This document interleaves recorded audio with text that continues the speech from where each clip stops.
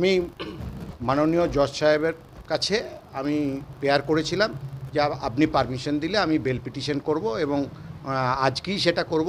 উনি আমার bail petition গ্রহণ করে এবং গ্র্যান্ট করেছেন বেল। 20,000 টাকার বেল বন্ড দিয়েছেন, 10,000 টাকা করে টু সিউরিটি রেজিস্টার সিউরিটি।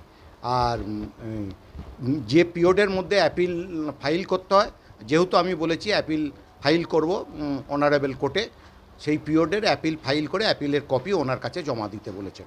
সেই এটা অস্থায়ী জামিন দিয়েছেন, জামিনটা অস্থায়ী, ওই অ্যাপিল পর্যন্ত। তারপরে ওনার কাছে জমা দিতে হবে, না হলে ওনার বেল ক্যান্সেল হবে।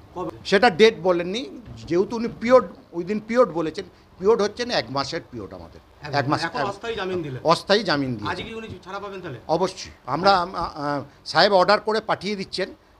এবারে সিজিএম ম্যাডামের কাছে বেল বন্ড আমরা ফার্নিশ করব এবং ওনার স্যাটিসফ্যাকশন দিয়েছেন, দিয়ে তারপর ওখান থেকে রিলিজ অর্ডার যাবে। সেটা কি আজকেই হবে নাকি না কালকে লেগে যাবে? সেটা এবারে কোর্টের প্রসিডিওর, জাস্ট উনি বেলটা দিলেন, এবারে ওখানে বেলের অর্ডারটা যাবে। হ্যাঁ, যদি আজকেই অ্যাকসেপ্ট হয়ে যায় তাহলে আজকেই রিলিজ অর্ডার যাবে। আমরা আজকেই রিলিজ অর্ডার যাতে যায় তার জন্য চেষ্টা করব। হ্যাঁ, এটা আইনের বিধান। হ্যাঁ, যদি 3 বছর পর্যন্ত কোনো সাজা হয় তাহলে আমরা বেল পিটিশন করতে পারি।